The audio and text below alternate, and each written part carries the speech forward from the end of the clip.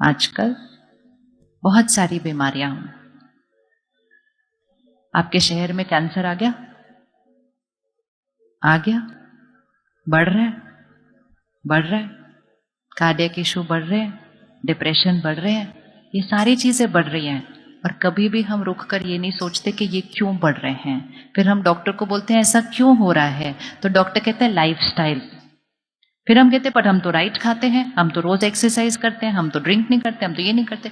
Lifestyle मतलब ये नहीं है सिर्फ, लाइफस्टाइल मतलब ये लाइफ जो आत्मा है इसका स्टाइल क्या है, सोचने का, बात करने का, व्यवहार करने का, कर्म करने का।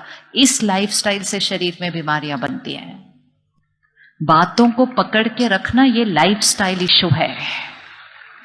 हर बात के बारे में ज्यादा सोचते रहना ये एक लाइफस्टाइल इशू है। किस किस के पास आदत है ज्यादा सोचना? वैसे पता नहीं चलेगा कि हम ज्यादा सोच रहे, क्योंकि हम उसी को राइट समझते हैं कि इतना तो सोचना ही पड़ेगा ना किसी चीज के ऊपर।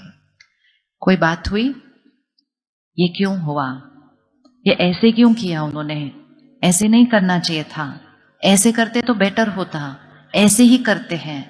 एक एक thought, tip tip tip tip, इतना ही एनर्जी अपने कर्मों पे लगा लेते तो सत्युगी संस्कार बन जाते हैं।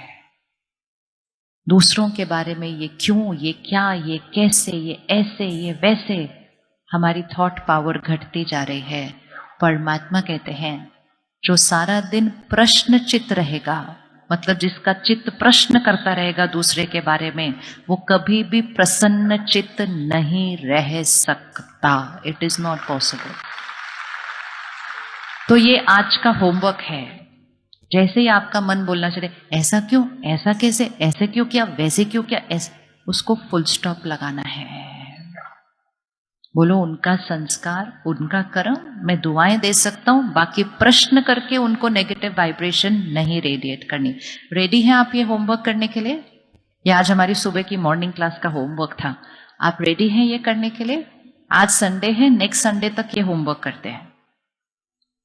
सोल्यूशन पे काम करना है, लेकिन क्यों हुआ, ऐसे क्यों हुआ, वैसे क्यों नहीं किया, वैसे क्यों नहीं किया। Remind yourself, thought power, soul power घट रही है।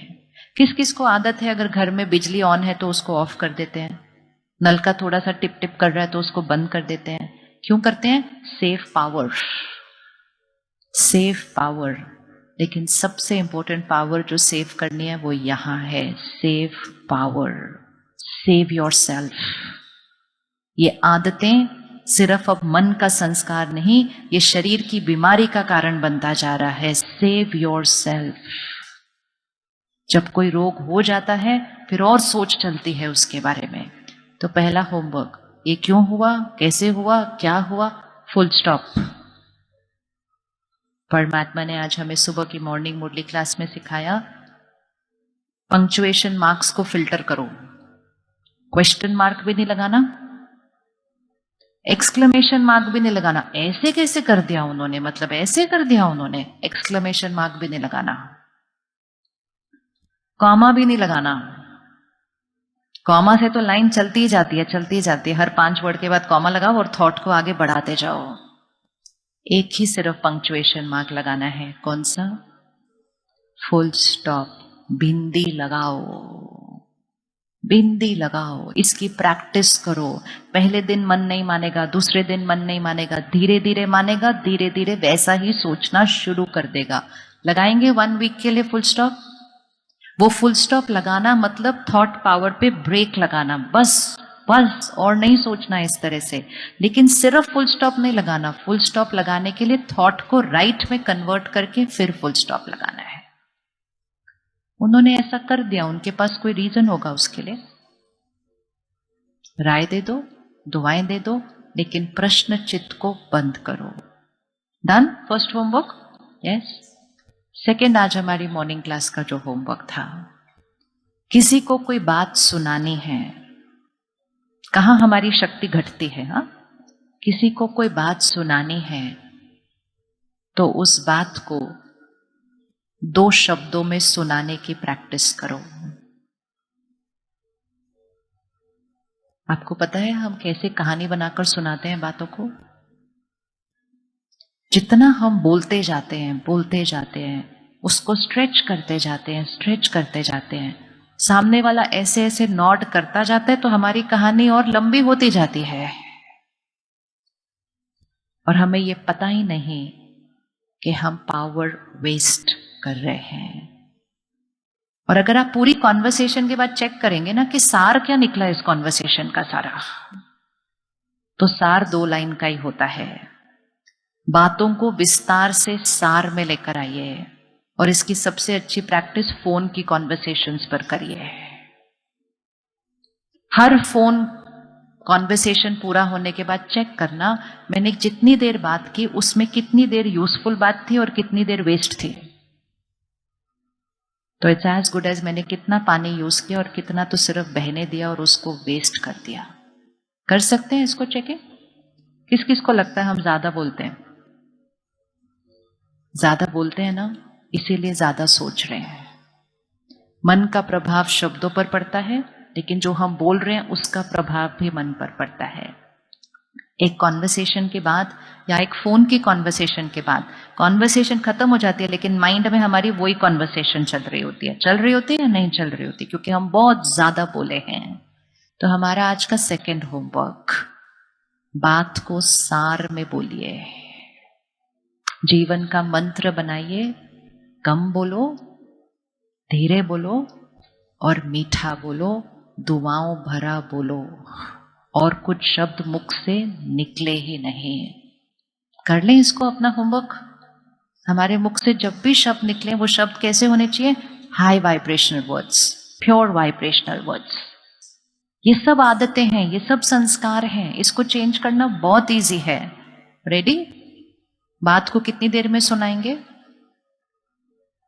आपको पता है लंबी बात करना ये भी एक अटेंशन सीकिंग एडिक्शन है, क्योंकि जितनी देर मैं बोल रही हूं, अभी मैं बोल रही हूं, आप सब सुन रहे हो, अभी आप इधर देखना शुरू करो, उधर देखना शुरू करो, मैं फटाफट में ओम शांति करूंगी 1 मिनट के अंदर। तो बोलने वाले की गलती कम, सुनने वाले की जिम्मेवारी ज्यादा होती है। अगर हम सुनते जाते हैं अच्छा अच्छा अच्छा, तो बोलने वाला जो कहानी में नहीं था वो भी ऐड करता जाता है स्क्रिप्ट में साथ साथ। होता या नहीं होता? मेरी भावना ऐड होती जाती है मेरी स्क्रिप्ट में। आपको पता है, this is attention seeking behaviour.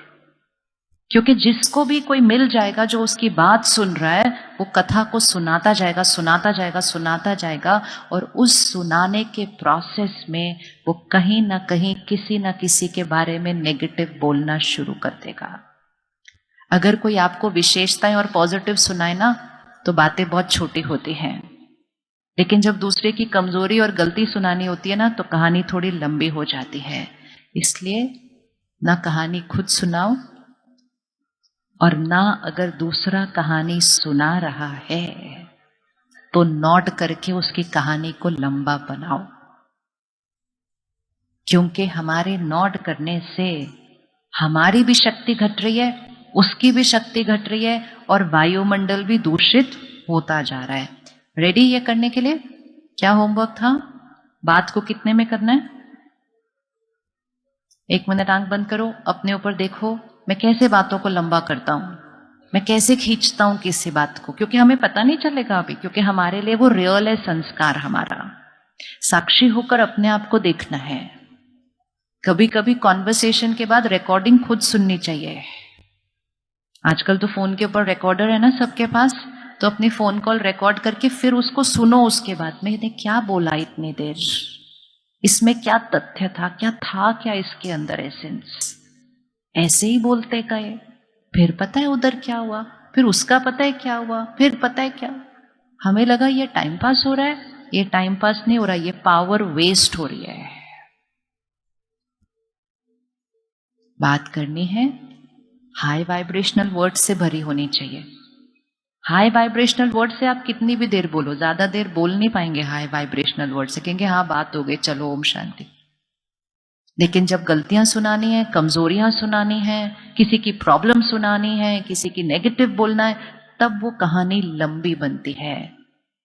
So it is not just कि हम ज्यादा बोल रहे हैं, इट इज हम नेगेटिव बोल रहे हैं।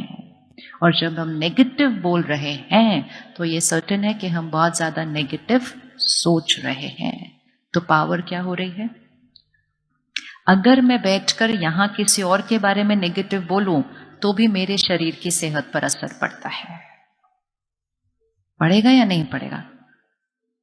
पड़ेगा, क्योंकि मेरा हर संकल्प और मेरा शब्द एक वाइब्रेशन है जो मेरी बॉडी के हर सेल से गुजर रहा है। और हमें लगा हम उनके बारे में बात कर रहे थे, लेकिन जब हम उनके बारे में बात कर रहे थे सबसे पहले कौन सुन रहा था?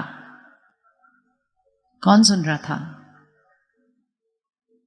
जब हम प्रार्थना करते हैं, मेडिटेशन करते हैं, कोई मंत्र लेते हैं, उसका उच्चारण करते हैं, तो कैसी फीलिंग आती है थोड़ी देर के बाद? कैसा लगता है?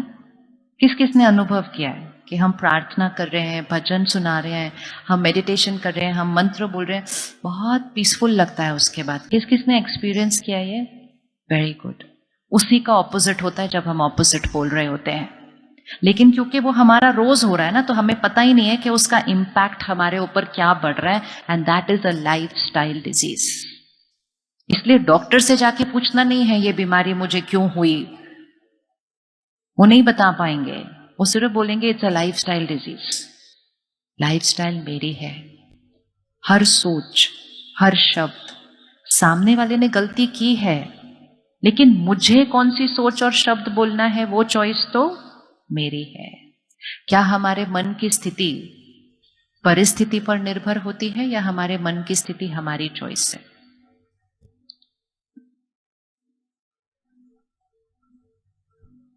हमारे मन की स्थिति परिस्थिति पर निर्भर है या हमारी चॉइस है? Who is the creator of our thoughts? हमारी थॉट्स कौन क्रिएट करता है? हमारी थॉट्स कौन क्रिएट करता है? उंगली रखो उसके ऊपर। आप या जो आपके साथ बैठे हुए हैं वो? पक्का आप? देखो अभी चेकिंग हो जाएगी फिर आपका आंसर राइट है कि नहीं। Who is the creator of our thoughts? I, right? कहाँ क्रिएट हो रही है? यहां। और फिर भी सारा दिन हमारी भाषा क्या है? हमारी भाषा है काम इतना था, टेंशन हो गई है, उसने बात ऐसी की, गुस्सा दिला दिया, बच्चे की स्कूल में ये हो रहा है इसलिए मुझे चिंता हो गई, उसने व्यवहार ही ऐसा किया, उसने मुझे हर्ट कर दिया। What is the vocabulary saying? उन्होंने मुझे हर्ट किया, उन्होंने मुझे इरिटेट किया, उन्होंने मुझे इंसल्ट किया, उनकी वजह से मुझे गुस्सा आ गया, उनकी वजह से आई एम हैप्पी, उनकी वजह से आई एम पीसफुल। सब कुछ जो यहां हो रहा है वो किसकी वजह से हमें लगा? उनकी वजह से। तो who is the creator of my thought? Who is the creator of my thought? तो जब तक हम ये सोचेंगे कि सिचुएशंस और लोगों की वजह से मेरी थॉट्स क्रिएट होती हैं, तो अच्छी थॉट्स क्रिएट करना सिर्फ किस पे डिपेंडेंट हो जाएगा? दुनिया परफेक्ट होगी तो मेरा माइंड परफेक्ट होगा। What is the equation? दुनिया परफेक्ट होगी तो मेरा माइंड परफेक्ट होगा, या मेरा माइंड परफेक्ट होगा तो दुनिया परफेक्ट होगी? बोलिए। नहीं, नॉट श्योर। आपकी लाइफ परफेक्ट होगी तो आप परफेक्ट होंगे, या आप परफेक्ट होंगे तो आपकी लाइफ परफेक्ट होगी? अभी भी नहीं आया आंसर। आप जब आंसर बोलोगे तो आपका मन सुन रहा है। आपकी लाइफ परफेक्ट होगी तो आप परफेक्ट होंगे, या जब आप परफेक्ट होंगे तो आपकी लाइफ परफेक्ट होगी? बस इस फॉर्मूला को घर लेकर जाना है। कोई आपसे पूछता है क्या हाल चाल है, तो हम जीवन की सारी प्रॉब्लम सुनाने लग जाते हैं उनको। उन्होंने कहा था क्या हाल चाल है, उन्होंने ये नहीं कहा था आपके जीवन में क्या चल रहा है। They only asked you how are you, आपका क्या हाल चाल है।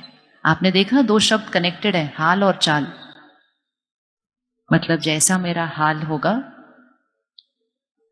जैसा मेरा हाल होगा वैसे ही मेरी चाल होगी। मतलब मेरे मन की स्थिति का डायरेक्ट असर किसके ऊपर होता है? Face is the index of the mind. जैसा मेरा हाल होगा वैसे ही मेरा चेहरा होगा। रोज सुबह अपने चेहरे को देखिए शीशे में, लेकिन चेहरे को देखकर ये नहीं देखिए पिंपल आया कि नहीं, बाल वाइट हुआ कि नहीं। ट्रांजिएंट। लेकिन चेहरे को देखकर ये चेक कीजिए, शांति है या चिंता है, अहंकार है या ह्यूमिलिटी है, ईगो है या प्योरिटी है, क्या दिखाई दे रहा है मेरे चेहरे पे आज। और अगर आप सुबह सुबह उठकर अपना चेहरा शीशे में देख लें तो आपको दिखाई देगा कि आपकी रात को आपकी मन की स्थिति कैसी थी कल, क्योंकि जो सारी रात यहां चलेगा ना वो सुबह चेहरे पे दिखाई दे देगा। सो face is the index of the mind. उस फेस को अलग अलग चीजें लगा लगा के ढको मत, ये सारे मेकअप उतारो और अपने चेहरे को देखो और फिर उसको अंदर से चेंज करो। यहां चेंज करना है, ब्यूटी यहां है, परफेक्शन यहां है। तो हमारी हर सोच हमारी स्टेट ऑफ माइंड क्रिएट कर रही है, हमारी हर सोच हमारा चेहरा बना रही है, हमारी हर सोच हमारे शरीर की सेहत बना रही है, हमारी हर सोच हमारा रिश्ता बना रही है, हमारी हर सोच मेरे घर का वातावरण बना रही है, मेरी हर सोच लोगों पर प्रभाव डाल रही है, प्लांट्स पर प्रभाव डाल रही है, मेरी हर सोच सृष्टि बना रही है। और हम ऐसे ही इतना कुछ सोचते जाते हैं। So who is the creator of my thoughts? Who is the creator of my thoughts? बोलो आई। जब मैं बोलना चाहिए तो बोलना चाहिए मैं, बाकी बहुत जगह मैं बोलते हम। Who is the creator of my thought? मैं।